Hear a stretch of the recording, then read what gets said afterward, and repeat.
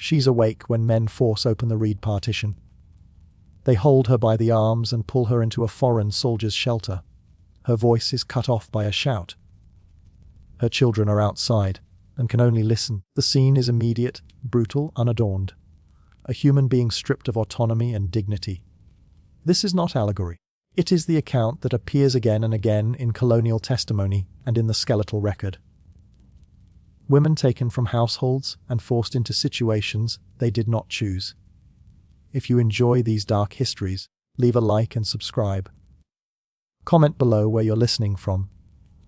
I'm genuinely curious to know where these stories reach. Archaeological surveys in Andean household compounds show abrupt changes in domestic architecture and personal artifacts after conquest.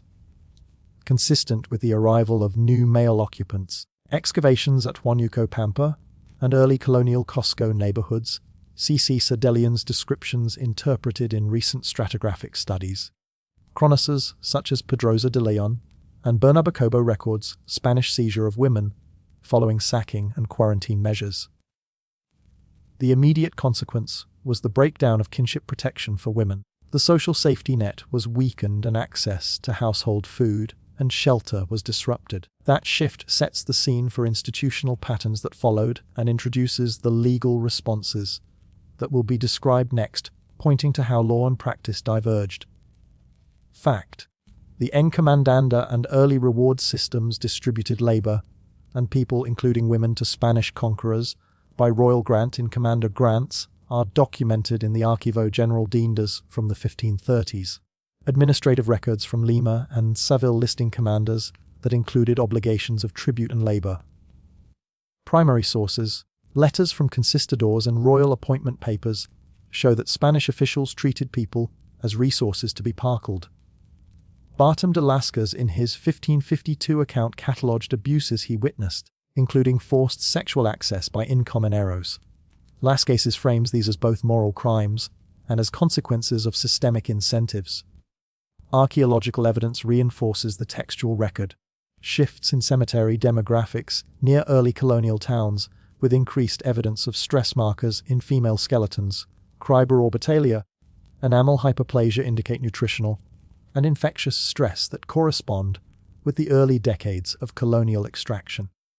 The immediate implication was an uneven decline in female bodily autonomy, alongside the imposition of new fiscal obligations. This raises the question of how Spanish law initially attempted to regulate these practices, and what loopholes made enforcement ineffective, which will be investigated next. Historical fact: the laws of Burgos 1512-1513 were the first Spanish attempts to regulate behavior toward indigenous people, including rules about Christianization and labor. The codified text prescribes protections for indigenous women and children, requiring masters to avoid abuse. The original royal ordinance language survives in legal compilations and in later colonial administrative correspondence. Yet on the ground, local implementation varied. Letters from royal officials and missionaries, many preserved in the Archivo General de Indias, revealed disputes over whether encomenderos followed prescriptions. Archaeological studies in early mission sites show the physical imprint of missions as centers of control, where women were sometimes sheltered, but also resettled in ways that separated them from traditional kin networks. Missions around Lemur and Arequipa have stratigraphy consistent with sudden demographic reorganization. The practical consequence was a legal standard with limited enforcement and pervasive contradiction between law and local practice. Those contradictions would deepen as further royal legislation and ecclesiastical pressure intersected with settlers' demands. An intersection explored next evidence. The conquest of the Inca polity in the 1530s precipitated immediate social rupture. Primary chronicles Inca Garcilaso de la Vega, Pedro César de Leon, and Smentoto de Gamboa record the capture and appropriation of elite women, including concubinage of high-status captives, by Spanish leaders after the capture of Cusco. Contemporary letters from Francisco Pizarro and his captains and notarial records from early colonial Cusco list allocations of women and domestic assignments. Archaeologists excavating elite Inca palaces find household inventories interrupted by hasty abandonment with ceramics and textile production tools left behind. These layers coincide with documented sears and capture events. Skeletal remains from high-status tombs show traumas and displacements, consistent with forced relocation. The consequence was both individual violation and the symbolic appropriation of Incite women to legitimate new hierarchies. This appropriation set a cultural precedent for gendered control that colonial institutions later sought to regulate, which is the subject of the following segment. Fact: the Church rapidly inserted itself into the regulation of sexual relations after conquest. Missionary records from the 1530s-1560s show active clerical involvement in baptismal programs and in attempts to enforce Christian marriage norms. See missionary correspondence compiled in the Geographic and Letters of the Dominican and Franciscan orders. Bishops' visitations recorded complaints by women who had been cohabiting with Spaniards, and ecclesiastical courts, inquisitorial and matrimonial cases document contested consensual status. Parish registers, starting in the mid-6th century, preserved in local archives, show a spike in baptisms of mixed ancestry children and in marriage proceedings that recorded previous concubinage. Archaeological remains from churchyards adjacent to colonial towns reveal altered burial patterns, including expanded use of Christian cemeteries for Indigenous women, indicating both conversion and regulation. The consequence was a clash between Indigenous social norms about marriage and Spanish canon law, leaving women navigating contradictory authorities. This collision leads directly to the mixed legal and social responses to concubinage to be examined. Next, archaeological discovery. Isotopic analyses on remains from early colonial cemeteries near Trujillo and Cusco showed dietary shifts among women consistent with reduced access to high-protein foods after dispossession and relocation. Studies employing carbon and nitrogen isotopes in the early 21st century. These bioarchaeological markers correlate with the documentary evidence of tribute and labor demands that disproportionately affected Indigenous households. Colonial censuses, such as the 1570 census returns for some Andean cororamentos, document population collapse and demographic imbalances that included skewed sex ratios in certain loses. Legal source material from notarial minutes to lawsuits filed in the audience contains petitions by women seeking redress for sexual exploitation and abandonment. Many of these petitions survive and indicate patterns of coerced unions followed by neglect. The implication is material bodily stress, diminished fertility, and social marginalization. How communities and individuals resisted or adapted to these pressures will be the next focus. Fact: the Acalas, or chosen women in the Inca system, were an institution prior to conquest. Spanish chroniclers like Garcilaso de la and later colonial administrators wrote about Acalas used for ritual textile production and as prestige brides. Post-conquest records show Acalas being appropriated, baptized, and sometimes forced into the household service of Spaniards. Ethnohistoric sources and colonial visitation records describe the fate of Acalas at sites such as Cusco and Vilcuemen. Archaeologists excavating Acal and associated structures document continuity and textile specialization, but change in control and output destinations. The consequence for Acalas was loss of institutional protection and the redefinition of their labor and reproductive roles under colonial rule. This example illustrates how pre-existing gendered institutions were repurposed by colonial power, a process that accelerated in household contexts described next. Evidence skeletal analyses from colonial period cemeteries in coastal and highland Peru indicate increased markers of interpersonal violence among women, fractures, and healed blunt force trauma, compared with pre-cont samples from the same regions. Regional bioarchaeological comparisons published in regional osteological reports. Notarial complaint records include testimonies of beatings and assaults tied to households run by Spanish men. The archival record includes pleadings in municipal and ecclesiastical courts, where Indigenous women documented repeated assaults by patrons or soldiers. Combined, osteological and textual evidence show a pattern. Coercive power was enforced through bodily harm and the threat of violence. This pattern raises the question of how colonial courts adjudicated complaints, and whether justice was ever administered on behalf of Indigenous women, which will be explored in the next segment. Historical fact. Colonial courts offered formal avenues, albeit limited for redress. Audiencia records and municipal cabo minutes document petitions by Indigenous women across the 16th century seeking maintenance, marriage formalization, or punishment of abusers. Cases preserved in the Archivo General de Indias and local notarial archives. However, Spanish legal culture prioritized property and status and often devalued Indigenous testimony or constrained it through language and procedural barriers. Ecclesiastical courts sometimes intervened to compel marriage or to provide sanctuary, but enforcement varied. The consequence was selective justice, with some women obtaining settlements or remarriage, while many others remained vulnerable. The disparities and outcomes influenced how Indigenous families strategized to protect women, feeding into new patterns of alliance and negotiation that will be detailed next. Evidence. Demographic records from the 16th and 17th centuries, parish registers, tribute lists, and audience censuses show emergent patterns of mestiz and the rapid increase of mixed ancestry offspring. Church baptismal registers record the names of mothers and often note the social origin of fathers. These records are a primary source for understanding the scale of sexual relations between Spanish men and Indigenous women. Early registers from Lima, Arequipa, and Cusco are instructive. Researchers compiling these registers have shown that many Spanish men did not marry Indigenous women, but fathered children. Those children's status varied depending on paternal acknowledgement. The archaeological implication is visible in household assemblages and in the biogeochemical signatures of children buried in mixed neighborhoods. These material traces underscore the social complexity emerging from coerced and consensual relations alike, which will lead into the analysis of colonial institutions' attempts to regulate mestiz. Fact.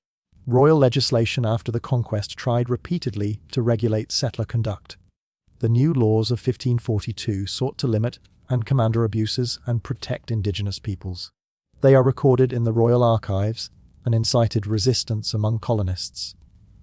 Subsequent royal correspondence and judicial reviews show a pattern of reformist decrees, followed by local evasion.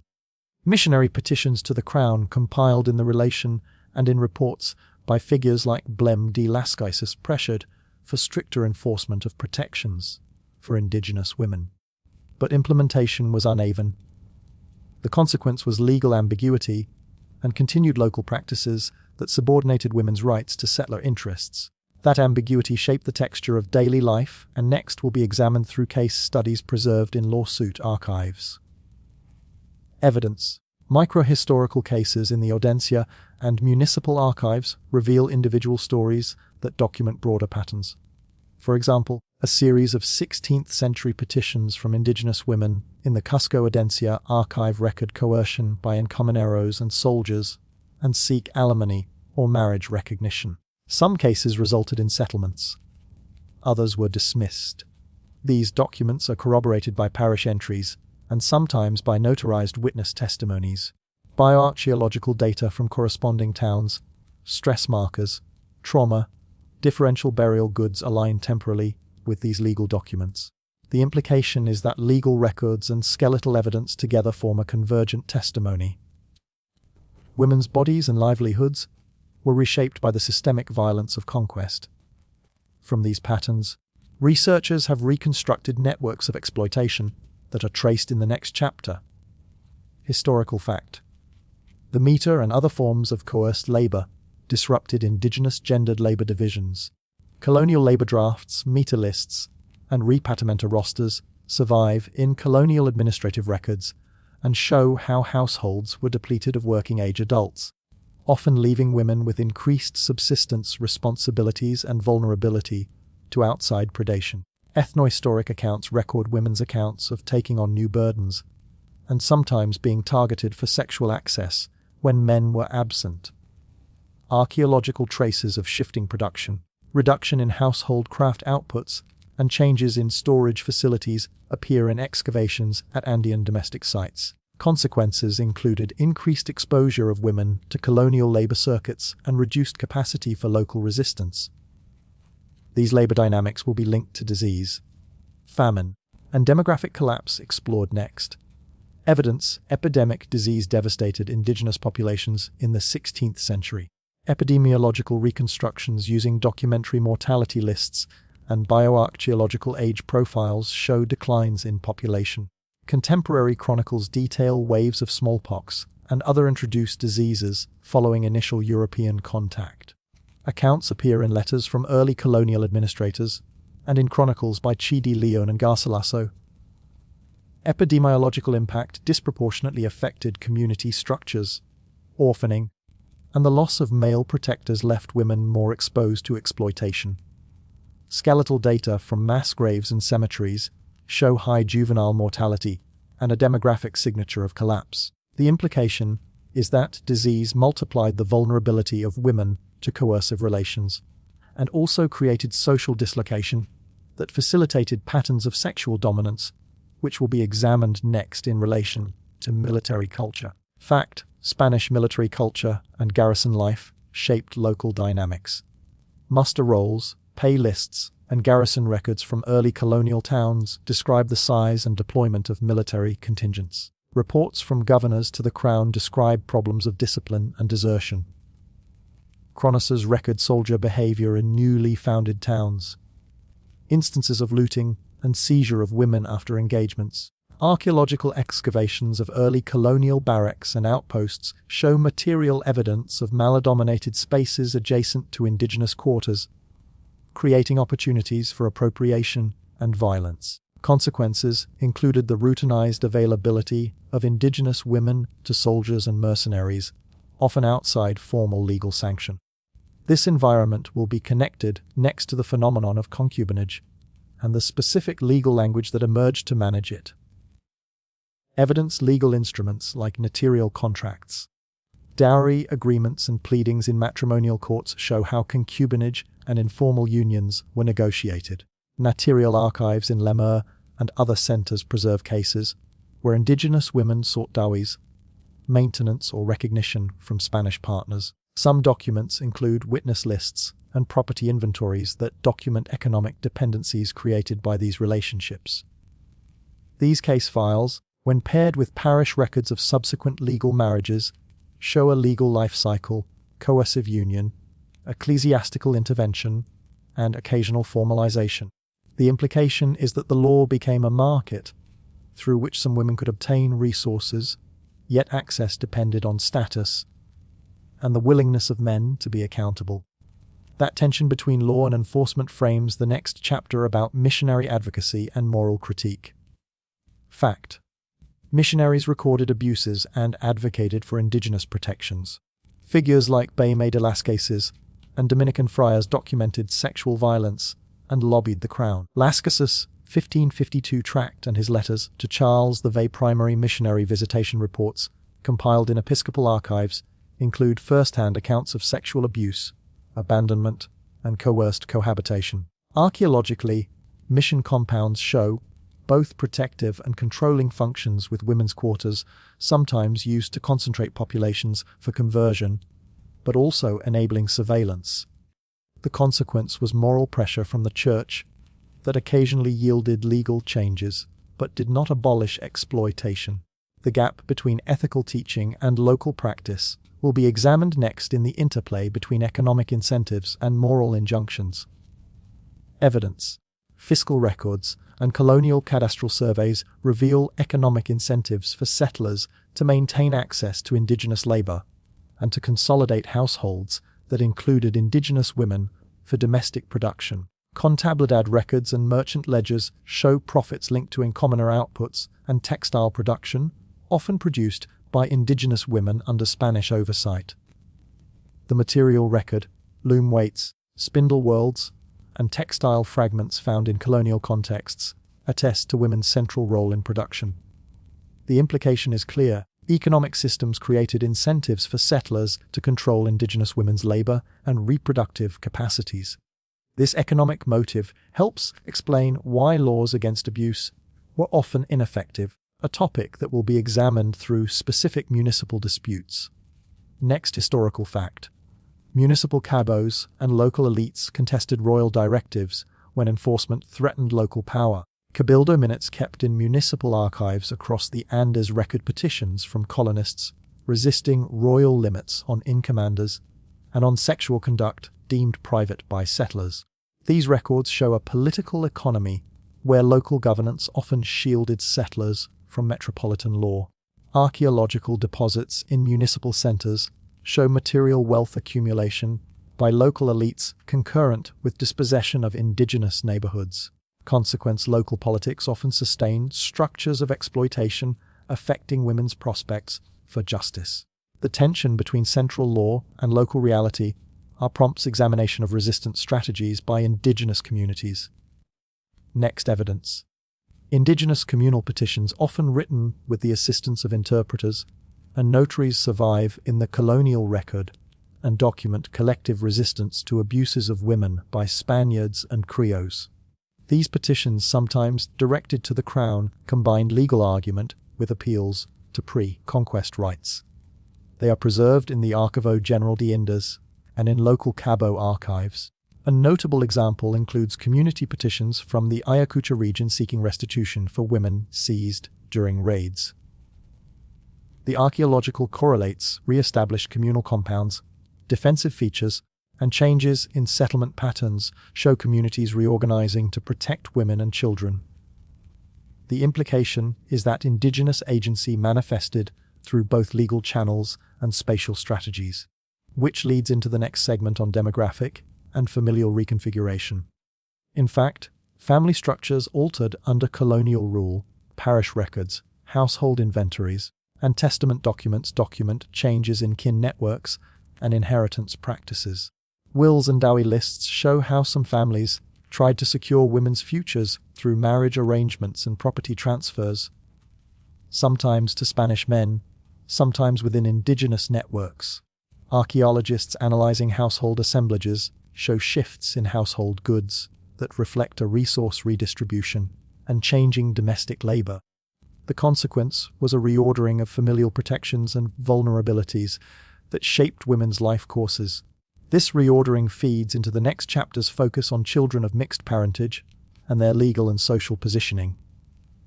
Evidence, baptismal, and legitimation records reveal how mixed ancestry children were recorded and integrated. Parish registers often include notation when a child was born out of wedlock and whether a father recognized paternity. Legal petitions for legitimization and inheritance are present in narial collections. These cases illuminate how mothers sought material security for their children. The archaeological evidence, such as burial differentiation and grave goods tied to household status, shows variable outcomes for mixed children depending on paternal support. The implication is that women's reproductive labor produced social claims and that mothers navigated the colonial legal system to secure those claims, leading next to the specific institutional attempts to regulate morality and marriage. Fact, not all indigenous women had identical experiences. Status, location, and pre-conquest social role mattered. Noble Inca lineages, ritual specialists, and allies had different trajectories than rural peasant women or urban artisans. Ethnohistoric sources, lineage lists, tribute exemptions, and elite petitions show differential treatment. Archaeological contexts likewise show variation in grave goods and in the preservation of high-status burials that suggest differentiated fates. The consequence is a nuanced picture. While sexual violence and coercion were widespread, their frequency and forms varied by social position. This stratification raises the question of how some women attempted to negotiate power, which the next segment addresses through individual biographies from the archives. Evidence, individual dossier in audit and notarial records allow microbiographical reconstructions. Notarial lawsuits, guardianship records, and baptismal entries create narratives of women who sued for maintenance, who leveraged kin networks, or who formed alliances with religious institutions for protection. One can trace a sequence in several cases where women, with the help of neighbors and kin, forced Spanish men to provide dowries or accept marriage.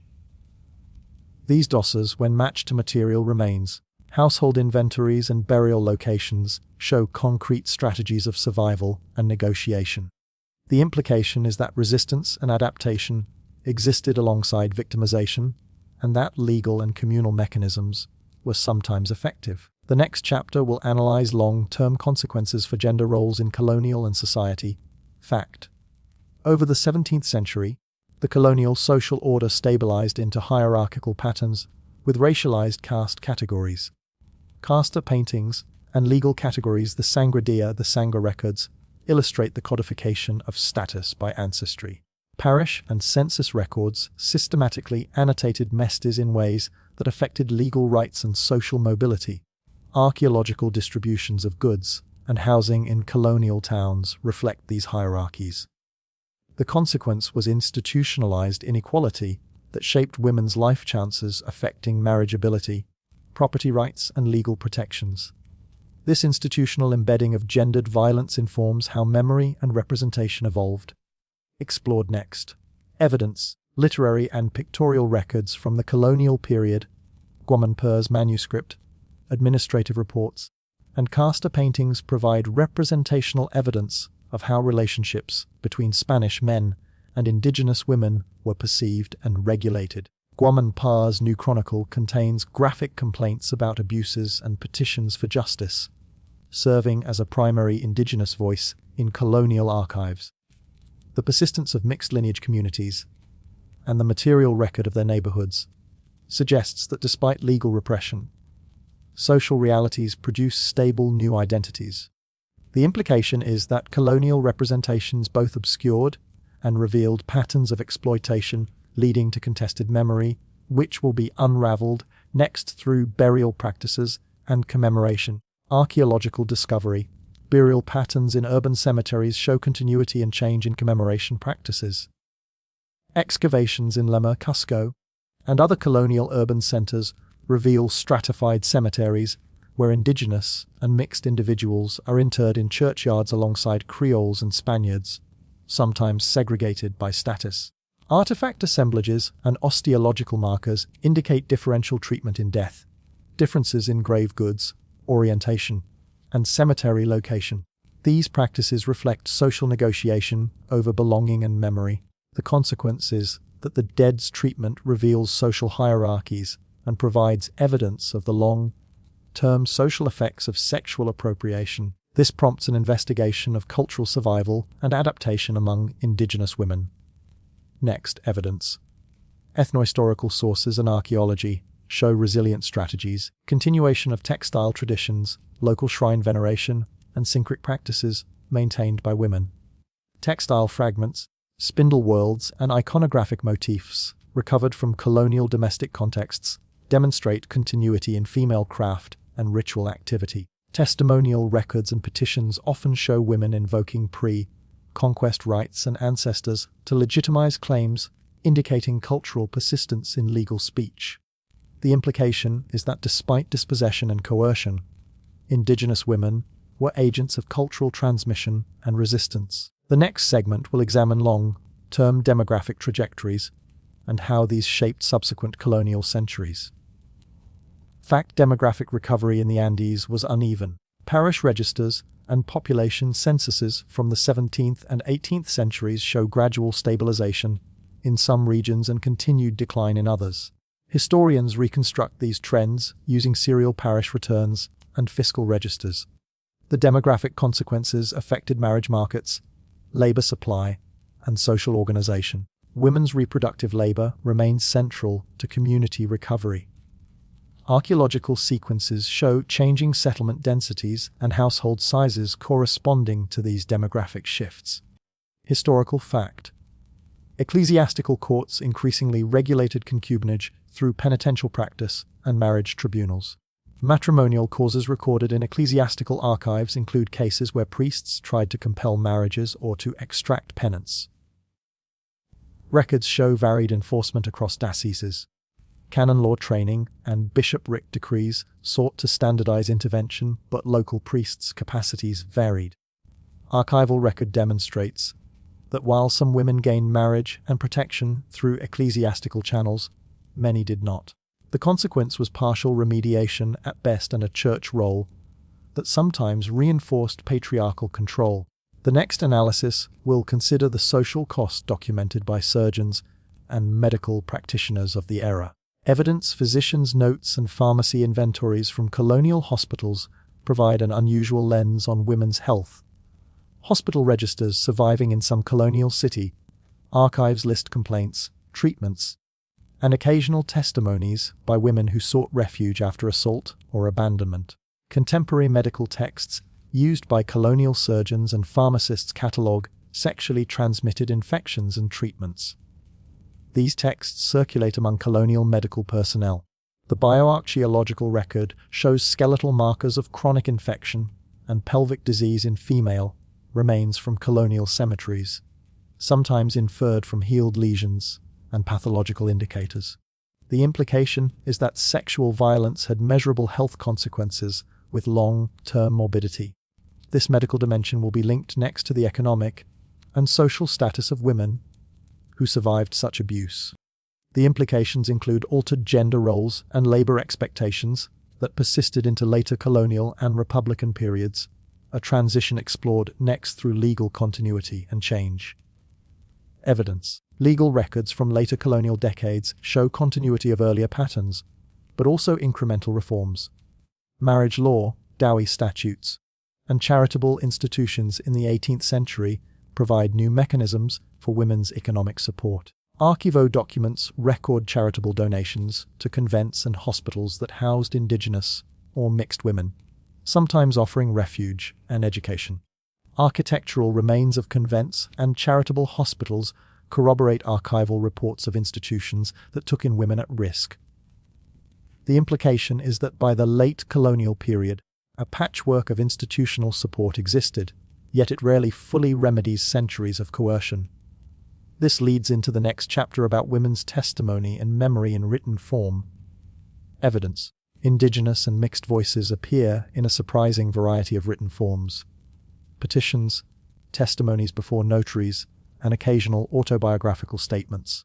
Documents like Guan Pi's New Chronicle and Indigenous petitions to the Crown reveal how women's grievances were recorded and how they framed abuses in familiar legal languages.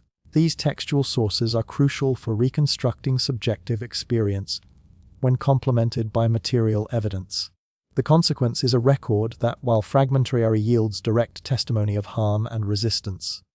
Next, we examine how those testimonies were received in metropolitan courts. Fact. Appeals to the Spanish crown continued into the late 16th and 17th centuries. Royal correspondence and audiencia decisions preserved in metropolitan archives show some reversals of local abuses, including restitution orders and fines. However, enforcement in distant colonies was inconsistent. Cases where the Crown intervened highlight both the availability of supra-local justice and the practical limits of its reach. The archival pattern indicates that metropolitan ideology and colonial reality remained in tension, with women caught between rhetorical protection and practical vulnerability. The next chapter assesses the cultural legacy of these dynamics during the transitions to independence. Evidence. The independence era and Republican transition did not instantly rewrite social relations. Record continuity, parish registers, and land titles demonstrates persistent hierarchies and property regimes that continued to constrain Indigenous and mixed women. 19th century legal codes codified property and marital relations, but social inequality remained entrenched. Archaeological continuity in settlement patterns and in craft production shows cultural persistence, despite political change. The implication is that colonial-era sexual violence and dispossession had long-term structural consequences into the Republican era, setting conditions for future gendered inequalities. Next, we will trace cultural memory and the politics of historical representation. Evidence. The historiography of conquest and of Indigenous women's experiences evolved over centuries. Early chroniclers emphasized conquest narratives. Later, historians and archaeologists recovered material evidence that complicates those narratives. Modern scholarship, archaeology, bioarchaeology, and critical archival work has emphasized women's experiences and the bodily impacts of conquest. The consequence is a more complex and evidence-based understanding of sexual violence and institutional exploitation, but public memory often remains selective. This disjunction informs contemporary debates about commemoration and restitution, to be discussed next with particular attention to repatriation and memorialization efforts. Fact: repatriation campaigns and memorial projects in recent decades draw on archaeology and archives to acknowledge colonial wrongs. Museum exhibits, reaerial initiatives, and community-led memorials in Peru and neighboring countries cite osteological evidence and documentary testimony as justification. Archival provenance, research in museum collections, and field reports underpin these efforts. The consequence is an emerging public reckoning that brings forensic and historical evidence to bear on memory politics. The next segment examines the ethical challenges of representing sexual violence in museums and public history. Evidence. Curatorial reports and public history projects indicate tensions. How to display bones or legal documents without re-traumatizing descendant communities. How to contextualize sexual violence within broader colonial harms.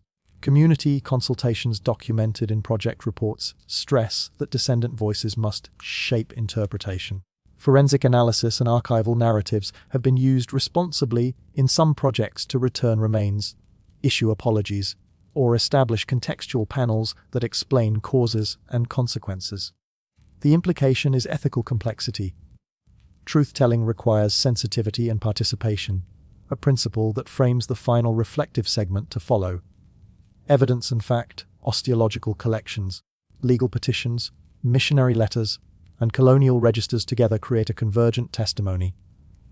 Systematic dispossession, coercive labor systems, and frequent sexual violence against Indigenous women were structural features of early colonial and society. Primary sources: Lascas's account, 1552, Gabino, Servan's notarial series, Garcilaso's commentary, combined with archaeological signatures, isotopic dietary stress trauma markers, shifts in household production provide cross-disciplinary corroboration.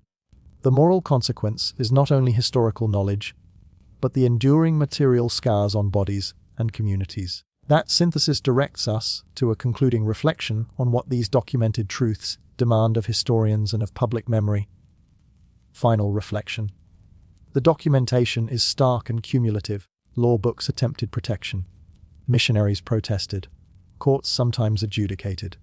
But the structural incentives of conquest, encomienda, meta, military dominance produced repeated violations that left measurable traces in bone and in record. That legacy is visible in cemeteries, parish registers, notarial petitions, and in the fabric of towns shaped by dispossession. To hold these facts is to hold a bitter truth. The erosion of bodily autonomy and social protection constituted a harm with consequences across generations.